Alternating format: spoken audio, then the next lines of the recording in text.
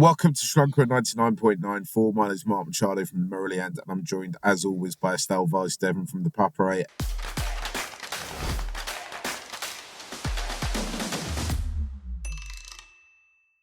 Estelle, thank you for joining me today. We are talking about how Sri Lanka's players are getting on around the various franchise leagues around the world. They're reaching their conclusion now. I think there's two players in particular we need to talk about, and there's a couple of others that need mentioning as well.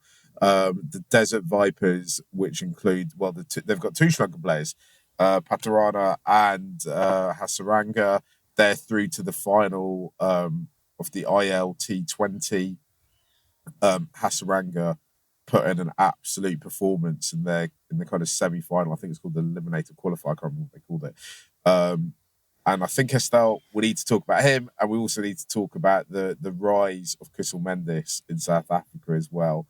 I'll let you decide where you want to start. Do you want to go into the UAE or do you want to start in South Africa? Let's start with South Africa because Kusal Mendis has been pretty incredible, right, for the Capitals? Oh, yeah. I mean, a kind of potted history of the Capitals are, because I can't remember if they're showing South Africa or not in Sri Lanka, but that SA20 tournament has really it's really kind of found an audience in England very quickly. I think that's because the time zone really works for us over here, but also because it just looks so great on television. You've got all these great South African cricket stadia packed out, people having a great time. And Kusal Mendis arrived a little bit late to the tournament because he was involved in Sri Lanka's tour of India. But as soon as he got there, he kind of got a chance within a few days because was it Phil Salt was sick and he got to take his place at top of the order. It looked like when he got there, I was slightly worried because Phil Salt and Will Jacks were absolutely smacking the ball around for Pretoria, but he got a chance and he's just seized it with both hands. He's been hitting some really big scores for them, and we've talked about strike rate issues. He has no problem with strike rate in South Africa. He hit an 80 for them in their last group game against Paarl. Of course, the next day he came in and got out for 7. But in terms of T20 and showing intent, he's getting those big scores. He's making those big runs at the top of the order. He's kind of continued the form that he'd showed with Estelle in T20 cricket, and it's absolutely fantastic to see, right? Yeah, and what I love about it is the fact that not many people outside Sri Lanka would have rated him in T20 cricket, right? But over the last year, having been pulled out of the middle order and pushed to open the batting, he's come so far in the limited overs game. I don't know whether he's replicated that type of form in the ODIs per se, but in T20 cricket, just like you said, the intent he has, and a lot of people talk about that he doesn't play pace bowling that well. To be honest, I think it's just that he plays spin bowling so well that it may seem that he doesn't play pace bowling well, but on those quicker tracks, he's just gradually, it's almost like match by match, he's getting better and better.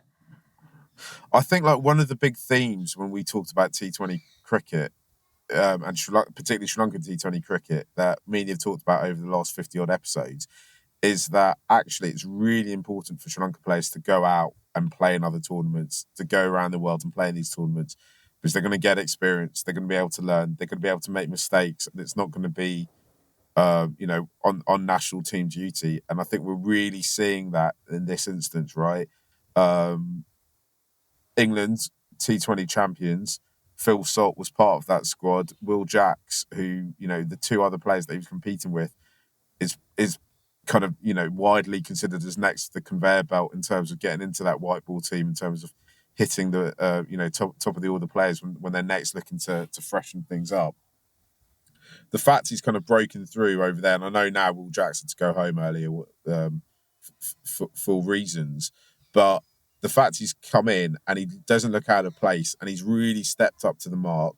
I don't know who the coaching setup is. I don't know if they've worked with him before or whatnot. I think bodes really well. I heard him after his 80 talking about how he was a bit anxious, a bit nervous about playing in the tournament because he hadn't played much franchise cricket before. Um, and I think it's just superb that he's grabbed the ball by the horns, as it were. And as you say, he's made a name for himself. I know there'll be some people in Sri Lanka listening to us extol the virtues of players playing across the world, going, we shouldn't let our boys do this because they're being seen, they'll get worked out. But I'm really of the strong belief that actually we're going to get left behind if we don't do this. We won't, our lads won't develop as quickly as possible. It feels like Kusal Mendis has been around international cricket for a long time, but he's still only 26. He's probably, if he gets lucky with injuries, he could potentially play international cricket and top level franchise cricket for another 10 years or so, right? Yeah, I mean, he's been, and we've spoken about this in the past as well, like a prodigy, right? Since I think under 15, he was one of the most talked about young players, and I think to anybody who watches him, the talent is obvious, right? But it's moving beyond that. That's important in international cricket now, and in international franchise leagues, because talent is the base. It's everybody there is talented. It's what you do beyond that that counts. And I think he's one of the fittest players in the Sri Lankan setup at the moment. He's upped his game with his keeping, so he adds a different dimension to his value to a team. He is a brilliant fielder in the outfield as well. And most importantly, I think that intent is important. I think sometimes what happens with Sri Lankan players or players around the world, they adapt to that role they're given in the team, right? So if you may have the ability, or if I say, if his role in the team was to play the anchor role, he adapts to that, and he maybe sometimes thinks that he's not capable of playing the other role, which is to kind of go after the bowling. But with Sri Lanka giving him that responsibility now, particularly when he's batting alongside Pathum Nissanka to go after the bowling, to get Sri Lanka that quick start, he's almost as if he is also discovering that, like the extent of what he can do. And we are seeing that more and more and more in these franchise leagues. And I think one other really really important thing with franchise cricket is, unlike bilaterals where maybe you get 3 games, 3 T20s, and then you have to switch on to ODI mode or test mode, you get 5, 6, 7 games at a stretch, not too much of a break between the games. So you get that kind of consistency where you can find a rhythm, right? And you don't get that anywhere other than franchise cricket or the World Cups. So I think that's really helped him, because he did seem, I think, a little anxious when he did make his debut in the SA20, but it seems like with every game, he's just growing in confidence. Yeah, it's absolutely. You love to see it. We're gonna talk about his performances. You've got to look to what the future might hold. Obviously, Pretoria Capitals are owned by the team behind Delhi Capitals, or the ownership of Delhi Capitals. Um, Phil Salt, who's opened the batting with currently, is one of their overseas stars. He's also their kind of one of their wicket keeping options as well. I just wonder if there's anyone in the franchise who's wondering that maybe they got the wrong opener, right? Maybe they should have picked up Kusal instead. Um, I I think you can't underestimate how England have built their white ball team around having players going around the world playing franchise cricket, and how important it's become. Um, as part of developing players. Phil Salt's only about 18 months younger than him. I think he's going to have to be one of those players who's going to be competing with for contracts around the world. Yeah. And what I'm kind of saying is, I wonder if there is any more injuries, if a spot opens itself up, I wonder if he might end up in the IPL somehow, because I think his performances have been that good. We know he's been picked up by the PSL, and I know there's some issues around whether or not he'll be released from, he'll get an NOC from SLC to go and play the tournament, because there's some overlap with going to New Zealand, and whether or not they'll want him for test matches or whatever. But I think at this stage of his career, he should be trying to get himself to the PSL and to every franchise tournament he possibly can to play as much as it as possible. if we're talking about the Delhi Capitals, we've also got to talk about at this stage Dutton Sharnaker as well, because he's been playing in the UAE franchise, and he's been, again, he's grabbed the opportunity with both hands, and he's been smacking the ball around. Though I should also say he's probably not as consistent a run scorer as Kusal is at this stage, right? Yeah, but the roles they play are really different, right? Shanaka is coming in as a finisher. I don't think you can you, I don't think you expect him to get runs in every game, but he's again one who's kind of grown into that role. I felt like they didn't really utilize him properly. Strange decisions, Yusuf Patan being protected in that side almost, but um, just the last couple of games where he's been able to bat with Sikandar Raza, got some runs. He's obviously in the form of his life, right? So if he doesn't get picked now, and I think his predicament is a little different from Kusal Mendis's in the sense that he's already 30, so he's moving towards kind of he doesn't have as much time as Mendis does. Um, so that might be one of the things that people will have to consider. There's no better time to pick him, in my opinion, because he's over the last 18 months, he's just been consistently good in that finisher role. Uh, and Delhi Capitals, I think they do, with Rishabh Pant out, they do have a wicket keeping opening there. But whether they will opt for an overseas player or whether they want to go local will be the question. The advantage I feel Phil Salt will have over Kusal Mendis is that Phil Salt isn't yet a regular in the England setup. So he may not be required as much. Like Kusal Mendis is all three formats, he's a regular for Sri Lanka. So he's going to miss a lot more franchise cricket with national duty. But Phil Salt doesn't have that issue. Yeah. Let's take a quick break. When we come back, let's talk about Hasaranga in Dubai. You're listening to Cricket's Conversation on 99.94. Whatever your team, we have the show for you on podcast, YouTube, or on the 99.94 app. We have India, England, South Africa, West Indies, and now Sri Lanka covered. If you want to find us, the best way is to follow us on social media at 9994DM by downloading the 9994 app or Google 99.94 on podcast. We speak cricket. Sorry, Estelle, Desert Vipers, the team owned by the Glazier family, who also Manchester United. I will keep my thoughts on Manchester United to myself. Are through to the final of the ILT20. Hasaranga was absolutely incredible for them. I mentioned it earlier. He scored a lot of runs. Well, not a lot. He scored 30-odd runs very quickly, and he got 3 wickets in that key, crucial game for them to get to the final. We all know about Hasaranga's talents.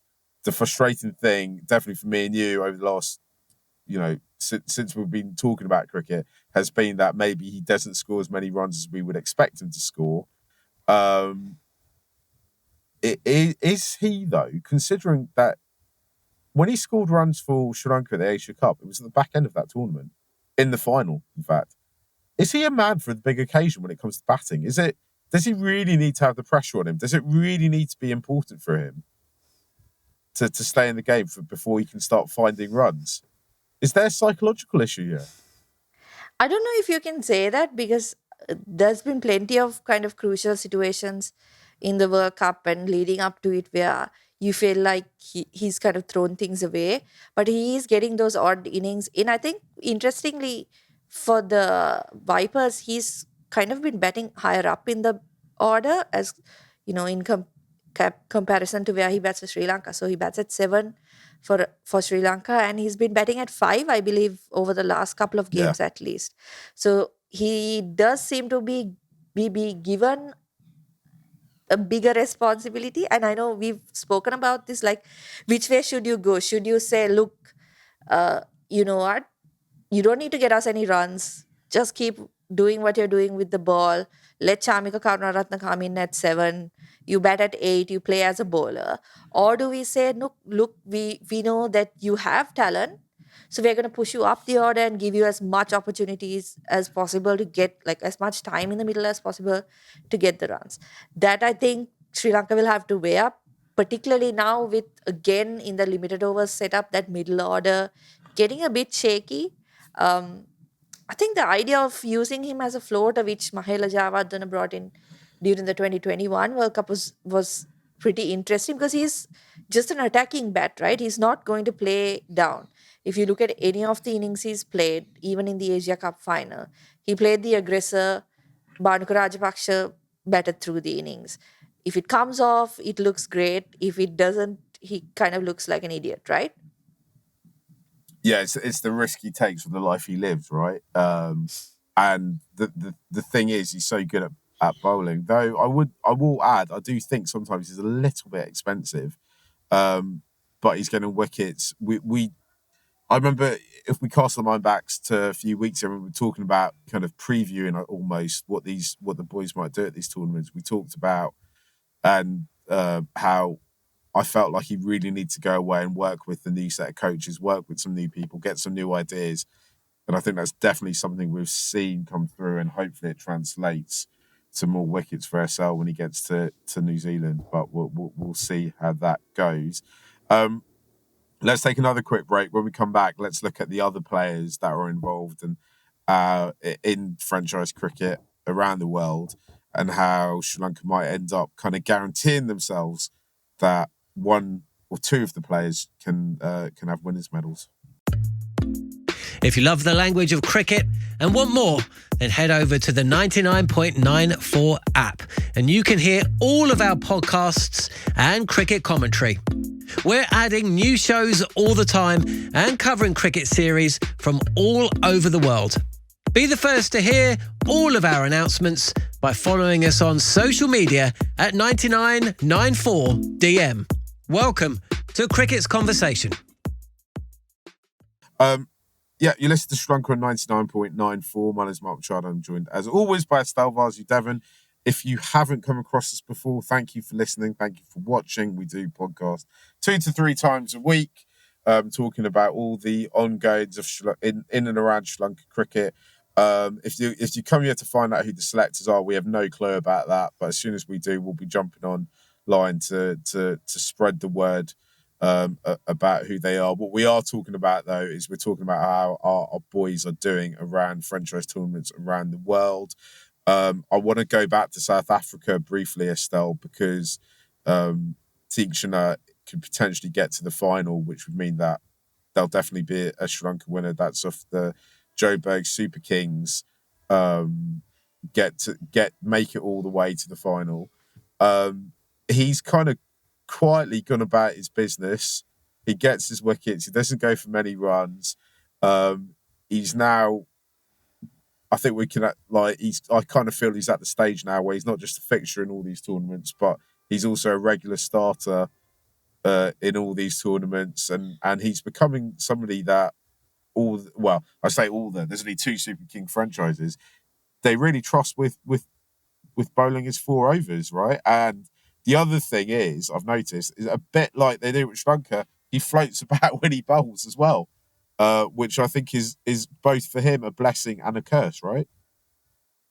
Yeah, what I like about him is that, like you said, he's almost like quietly, no one's noticed it. Everyone's talking about Kusal Mendis in the South Africa League, right? If you talk about it, it's obvious it's not telecast in Sri Lanka. So we're finding ways to watch them play. But nobody really is talking about Mahesh Deekshana. Sometimes I feel like that's because it's almost a given that he's going to be performing well, right? Because I can't think of a time in T20 cricket, at least since his debut, where he's like been bad for 3 to 4 matches in a stretch. He's been consistently good, keeping the runs down, getting those wickets, bowling the power play, bowling in the death, getting middle over wickets. I mean, he's been doing it all for his franchise, both franchises and also for Sri Lanka cricket. So that, I mean, and you also forget he's what is he, like 22, 23 years old? Yeah. He's 3 years into his international career, right?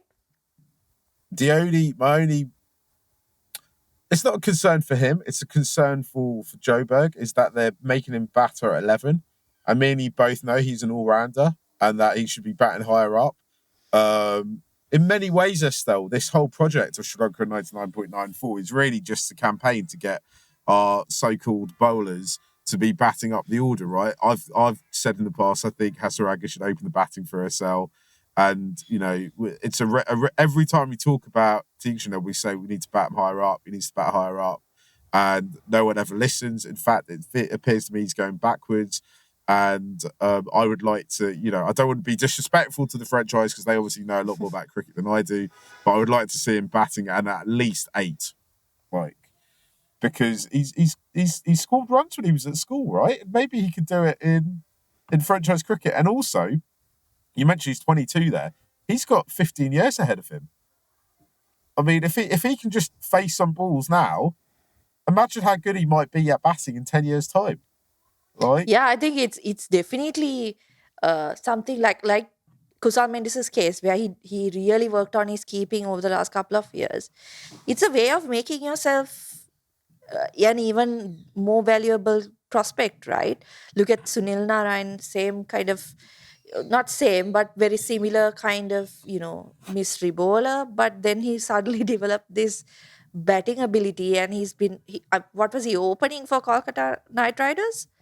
I think so, yeah. At Yeah, one point, so I yeah. mean, at 22, Though what can't he do, right? they're not the best franchise in the world in terms of like looking for examples. They're Hey, but they're not as haven't they successful. won like I don't know, multiple IPL titles? Not recently though. It's been Not a while, recently, hasn't it? yeah. Yeah. So, but I